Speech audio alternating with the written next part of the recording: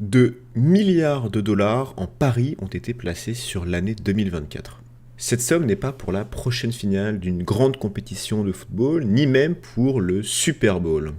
Ces 2 milliards de dollars ont été pariés sur le potentiel grand gagnant de la prochaine élection présidentielle américaine.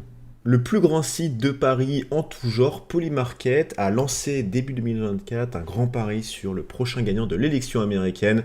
Et sur ce pari, on comptabilise plus de 2 milliards de dollars d'investissement. Rien que pour Donald Trump vainqueur, on a plus de 660 millions de dollars. Ça montre bien l'engouement autour de cette élection présidentielle et les potentielles répercussions que le gagnant pourra avoir sur l'économie mondiale, mais aussi la géopolitique. Et bonjour à tous, c'est Arthur de la chaîne Décrypte Finance et on se retrouve aujourd'hui pour discuter des news financières de la semaine qui vient de se terminer. On va commencer par un sujet qu'on connaît bien, on en parle souvent, c'est le déficit budgétaire et le niveau de dette de nos pays. On a beaucoup parlé de l'état de la France, ici on a un petit focus sur les États-Unis. Les États-Unis ont un déficit budgétaire en 2024 de 6,4%. Alors c'est important et on se rend compte que c'est à peu près en ligne avec le déficit budgétaire qu'a la France. Ce qui est intéressant à regarder, c'est donc d'un côté le déficit budgétaire des États-Unis est de 6,4%, ce qui est important. On a un niveau de dette des États-Unis qui ne fait que croître, et on a cette même dynamique en France, mais on se rend bien compte que c'est exponentiel, et à chaque fois on a toujours ce petit running gag où il faut augmenter le plafond de la dette, parce que les États-Unis ont un plafond de la dette, mais de toute façon il augmente à chaque fois, donc ça ne change pas grand-chose.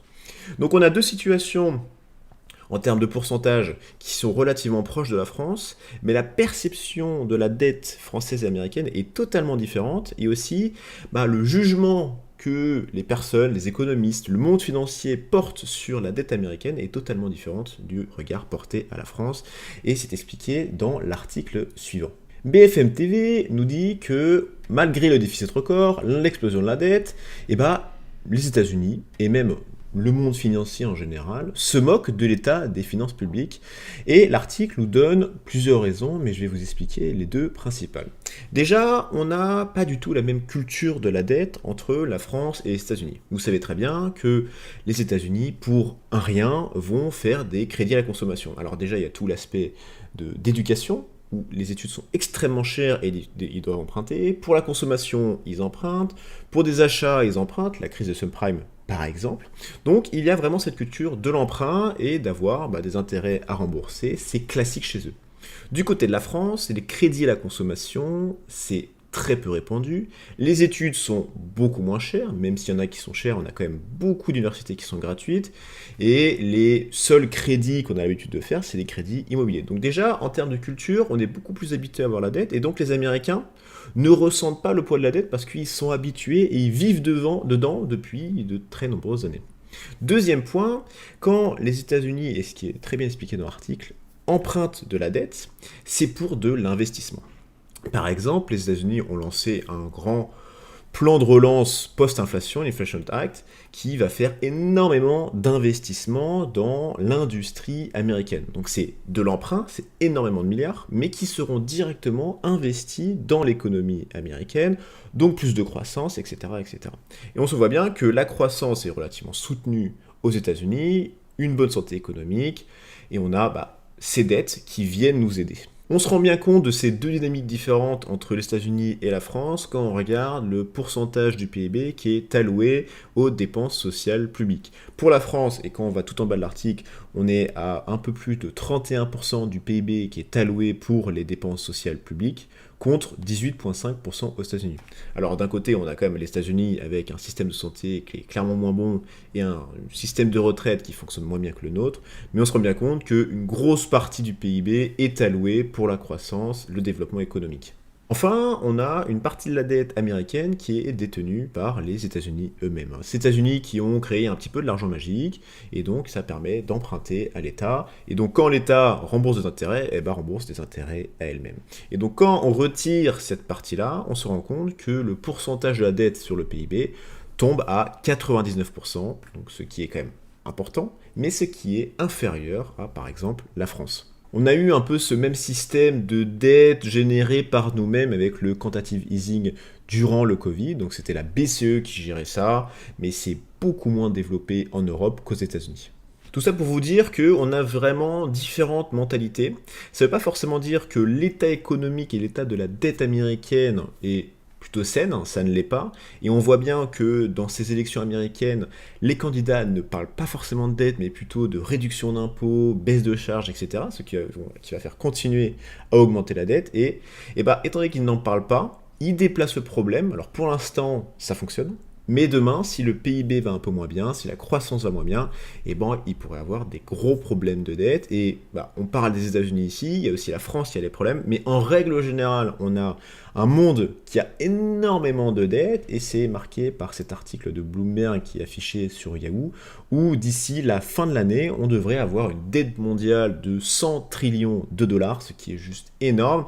Et il parle un peu que c'est une bombe à retardement, très clairement, ce qui une épée de Damoclès au-dessus de nos têtes, au-dessus de l'économie mondiale, et quand on regarde les forecasts d'un peu tout le monde, eh ben, on se rend compte que la dette ne fera qu'augmenter, ça augmentera les tensions, et dès qu'un pays aura des difficultés à rembourser, étant donné que tout le monde est interconnecté, eh ben, ça pourra faire effet domino. Donc il faut vraiment que les pays s'attaquent à la source du problème, s'attaquent à la dette pour essayer de la baisser et éviter qu'on atteigne des niveaux totalement aberrants. On se rend compte que là, par exemple, les forecasts du G7 à 2050, on s'approcherait très fortement des 200% du PIB, ce qui est juste intenable. Je voulais revenir sur le feuilleton Sanofi. On en a très rapidement parlé la semaine dernière, mais je trouvais ça important de le détailler un peu plus parce qu'on a entendu énormément de choses des industriels, des politiques cette semaine. On avait des politiques qui voulaient nationaliser une partie de Sanofi, d'autres qui voulaient nationaliser Sanofi, d'autres qui disaient que c'était une catastrophe, etc., etc.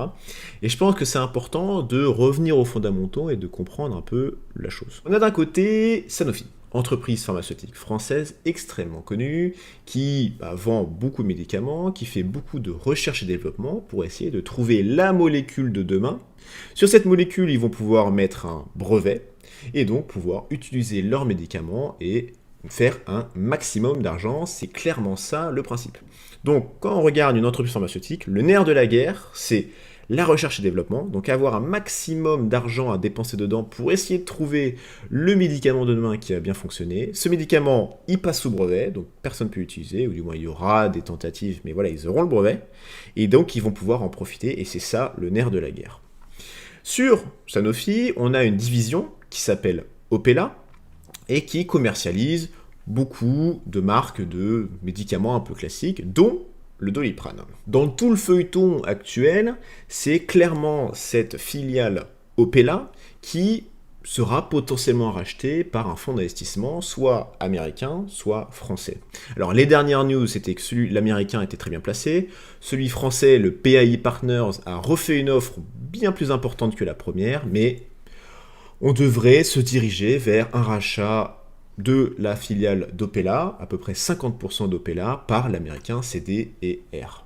Ce qu'on a pas mal entendu dans les médias ces derniers jours de la part de politiques, c'est si on vend à peu près 50% d'Opella à un fonds américain, eh ben on perdrait notre souveraineté sur quelques médicaments, et entre autres le Doliprane, qui est un peu la star des médicaments. On est vraiment une exception française, donc consommer autant, c'est pas forcément une très bonne nouvelle, mais bon, c'est comme ça. Et donc l'idée, c'est que les politiques se disent, ok, on va perdre le Doliprane, donc potentiellement des délocalisations d'entreprises, mais surtout ce qui inquiète, c'est de se dire qu'on perdrait potentiellement des livraisons de Doliprane en France, donc moins de Doliprane pharmacie, potentiellement des crises, etc., etc. Et là où c'est un peu tricky, et je voulais vous expliquer un petit peu plus profondément, c'est que c'est pas si grave que ça, et ça rentre dans une dynamique chez Sanofi qui est assez intéressante et compréhensible. Je vous explique. Le Doliprane est un médicament, classiquement. Vous avez plein de médicaments, etc., etc. Mais la marque Doliprane n'est qu'un packaging d'un principe actif. Le principe actif, c'est le nerf de la guerre, c'est littéralement la molécule qui va agir sur la maladie. Et après, on prend cette molécule, on la package dans un médicament, on l'entoure pour qu'elle soit mieux assimilée dans le corps, vous la mettez sous forme de comprimé, effervescent, etc., etc. Mais ce qui nous intéresse, c'est le principe actif.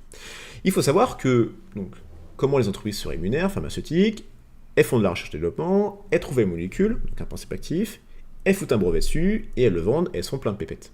Au bout d'un moment, ce brevet devient caduc, et il tombe dans le domaine public. C'est-à-dire que le principe actif peut être utilisé par tout le monde, et tout le monde va faire littéralement le même médicament, mais avec un nom différent. Et donc, ce qui est intéressant avec le principe actif du Doliprane, c'est qu'il s'appelle le paracétamol. Vous avez sûrement entendu parler, et le paracétamol est dans le domaine public. C'est-à-dire que énormément, actuellement, d'entreprises pharmaceutiques produisent des médicaments avec comme base le paracétamol.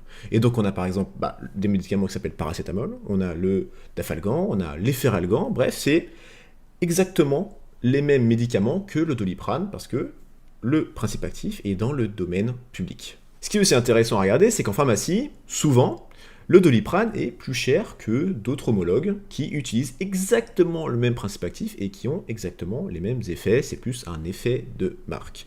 Donc on a un Doliprane qui n'est pas du tout exceptionnel dans l'écosystème actuel, surtout avec le principe actif qui est dans le domaine public. Donc même si on a un petit peu moins de Doliprane dans le futur, ce qui n'est pas forcément dit, parce que le gros marché de Doliprane c'est en France, donc ils ont tout intérêt à garder les études en France pour faire des économies de livraison, etc. Et on a de toute façon tous les autres médicaments à base de paracétamol qui sont déjà disponibles sur le marché, donc ça ne changerait pas grand-chose en termes d'autonomie, de suffisance de médicaments à base de paracétamol. Donc pourquoi c'est intéressant pour Sanofi de vendre Doliprane? C'est de se dire que de toute façon le principe actif est dans le domaine public. Donc ils ne vont pas révolutionner le marché que leur Doliprane, c'est déjà fait. Le grand avantage de Doliprane, c'est que c'est une marque qui est extrêmement connue et extrêmement consommée en France. Mais pour Sanofi, voilà, ils ne vont pas redévelopper leur chiffre d'affaires avec Doliprane. C'est un médicament qui va fonctionner dans la durée, mais qui va potentiellement perdre de la vitesse, tout simplement parce qu'il y a des concurrents qui font exactement la même chose et qui sont en règle générale moins chers. Donc c'est très bien pour Sanofi de se dire que sur ce médicament, il n'y a pas forcément un avenir exponentiel en termes de revenus, ça va rester stable, potentiellement baisser. Donc profitez de cette bonne dynamique actuelle où le Doliprane se vend bien pour le vendre, ramasser énormément de cash frais, et ce cash frais, tout simplement pouvoir l'investir en recherche et développement pour pouvoir trouver les molécules de demain où ils pourront mettre des brevets et générer un max de cash. C'est vraiment le nerf de la guerre, la recherche et développement, et donc vendre un Doliprane qui de toute façon est dans le domaine public. Tous les concurrents font la même chose, mais il se vend bien parce que c'est connu, récupérer l'argent, réinvestir, et donc pouvoir permettre à Sanofi de survivre dans les années futures contre des gros, par exemple Pfizer, Moderna, Eli Lilly, Novo Nordisk, donc il y a une très grosse concurrence, et c'est normal que Sanofi essaie de récupérer du cash dans des endroits où ça n'a pas un grand impact. Je voulais conclure aussi sur le fait que les politiques se tapent un peu dessus sur le Doliprane, alors que c'est pas forcément ça le problème, parce que, encore une fois, il y a 36 entreprises qui font exactement la même chose. Le vrai problème, c'est où est-ce qu'on produit le principe actif. Et dans le cas du Doliprane, le principe actif est majoritairement produit en Chine, donc même si le Doliprane on l'a plus, mais on s'en fiche, de toute façon, le gros problème, c'est la production du principe actif, du paracétamol, qu'il faut refaire venir en France, et c'est ça tout le sujet durant le Covid, c'était de relocaliser cette production-là, et c'est ça le véritable intérêt, c'est pas de se dire qu'on va nationaliser Opella pour récupérer le Doliprane, ce qui est un peu bête, parce que la marque Doliprane n'a pas grand intérêt, ce qui a beaucoup d'intérêt, c'est le paracétamol. Quand vous voulez investir sur les marchés financiers, soit vous allez faire du trading tout seul comme un grand, soit vous allez passer par des fonds qui vont essayer de surperformer un indice de référence, par exemple le CAC 40, et générer de la performance. Donc vous avez tous les gros asset managers qu'on peut connaître, et il y a un petit article qui est sorti que je trouve très intéressant, c'est que l'État français a en portefeuille à peu près 50 ou 60 milliards d'euros de portefeuille d'actions françaises, et ce portefeuille-là, sur l'année 2024, a surperformé le CAC 40, en sachant que la majorité des entreprises sur lesquelles l'État investit sont dans le CAC 40, ce qui est plutôt normal. Et donc, on peut se dire que si vous voulez essayer de surperformer le CAC 40, ça pourrait être intéressant de répliquer le portefeuille de l'État français. Sur 2024, la progression du portefeuille français a été de 3,6%, pendant que le CAC 40, lui, n'a pris que 0,4%. Voilà, petite news assez intéressante. Donc on se rend compte que Safran, c'est vraiment celui qui a carry l'État français avec une très belle progression et un très beau poids dans le portefeuille français. FDJ, Thales, Renault, Orange pour les augmentations. Et sinon on a Eramet qui est une entreprise minière, Engie, Aéroport de Paris, Airbus et Air France KLM pour plutôt vers la baisse. Donc voilà, si vous voulez essayer de répliquer quelque chose pour battre le CAC 40, ça peut être une idée de se fier et de regardez ce que peut faire l'État français. Comme discuté la semaine dernière, c'était prévu à 96% par le marché, et c'est arrivé, on a eu la Banque Centrale Européenne qui a une nouvelle fois baissé les taux de 0,25% ou 25 points de base ou 25 BP, ça dépend comment on le dit. Et donc ça continue dans ces très bons chiffres de l'inflation, on continue la baisse des taux, ça va dans le bon rythme. Il faut savoir que pour la prochaine réunion qui se passera mi-décembre, le marché anticipe, pour l'instant, ça bouge beaucoup, mais pour l'instant, 150% de chance d'une nouvelle baisse de 25 BP. Donc ça veut dire qu'on a cette baisse de 25 BP qui est presque actée par le marché, et qu'il y aurait potentiellement 50% de chance qu'on rajoute à celle-là 25 BP de baisse supplémentaire. Donc on pourrait rentrer dans un cas où en mi-décembre, on aurait une baisse de 50 BP plutôt que de 25. On verra bien comment le marché va évoluer et je vous tiendrai au courant. Avec cette baisse des taux, bien évidemment, c'est une bonne nouvelle pour le marché action. Et donc on a le CAC 40 qui a réussi à un peu remonter à cause des mauvaises news de la semaine dernière, ça fait un petit peu baisser. Mais voilà, cette troisième baisse de taux nous permet d'avoir un CAC qui remonte avec, entre autres, dans le lot, Airbus qui, sur les derniers jours, fonctionne bien. Et on se rend compte que voilà, depuis le 9 novembre, Airbus a pris à peu près 10%, ce qui est très beau. Et on a aussi LVMH qui a repris un tout petit peu des couleurs. On a eu la Chine qui a un peu plombé ses résultats LVMH, mais voilà, ça reprend un petit peu plutôt des bonnes news sur le marché financier français. Une autre belle performance sur les marchés financiers, c'est TSMC, donc le producteur majoritaire des semi-conducteurs au niveau mondial, a fait une très belle performance financière, bien au-dessus de ce qui était prévu, c'est assez impressionnant. Et donc ça a permis de booster son cours, ça a aussi permis à ASML de revenir un petit peu. ASML a connu des journées catastrophiques, à perdre moins 15 sur des journées parce que des chiffres étaient moins bons et que ASML aussi subit pas mal les restrictions de vente à d'autres pays. Donc ça permet aussi au secteur de l'IA de toujours bien performer. On a Nvidia qui casse tout, on a TSMC qui casse tout, ASML de toute façon ça devrait se reprendre, donc voilà, plutôt la vie est belle pour le secteur de l'IA. Je voulais juste revenir très rapidement sur ce Polymarket et ces paris que vous avez sur les élections américaines, juste pour se rendre compte de la totale démesure de la chose. Donc il y a eu plus de 2 milliards d'investissements, donc de paris sur l'élection américaine. Donc le grand gagnant entre Donald Trump et Kamala Harris, mais il y a aussi d'autres choix, on se rend bien compte ici. Et donc pour l'instant, ce que nous dit Polymarket, donc sur les 2 milliards 100 millions investis, il y aurait 60% de chances que Donald Trump gagne et 40% pour Kamala Harris. Alors quand on regarde les sondages américains classiques, on est sur quelque chose de beaucoup plus égal, ils n'ont pas beaucoup de différence. Peut-être Kamala a un petit peu d'avance, mais presque rien. Surtout qu'on se rend compte que durant les 2 précédentes élections américaines, les sondages classiques avaient sous-estimé la performance de Donald Trump et de l'électorat de base qu'il peut avoir. Donc c'est une autre vue de voir comment les particuliers directement voient les résultats de l'élection américaine. Et si vous voulez vous amuser, Polymarket, mais il y a des paris pour tout et pour rien, c'est n'importe quoi. Donc quand vous avez dans politique, vous avez tout. Donc à un moment donné, le nombre de mots que quelqu'un va dire, s'il va répondre ça, par exemple sur, je crois qu'il y avait des choses avec Elon Musk, où il y avait un pari sur est-ce qu'il va tweeter plus de 100 fois par jour, c'est n'importe quoi. Honnêtement, ça va dans tous les sens, mais je trouvais ça intéressant de vous remettre ça parce que ça commence à devenir extrêmement puissant, et d'ici la fin la fin de tout ce feuilleton, le 4 novembre, on pourrait voir encore plus d'investissements parce que c'est la fin et donc on pourrait potentiellement voir une tendance sur le futur. Le tour des actualités est terminé pour cette semaine. Si vous avez aimé les vidéos, n'hésitez pas à mettre un like, à vous abonner. Si vous avez des questions, vous pouvez aller en commentaire, des remarques aussi, n'hésitez pas. Tous les articles sont dans un lien Notion qui est à retrouver dans la description.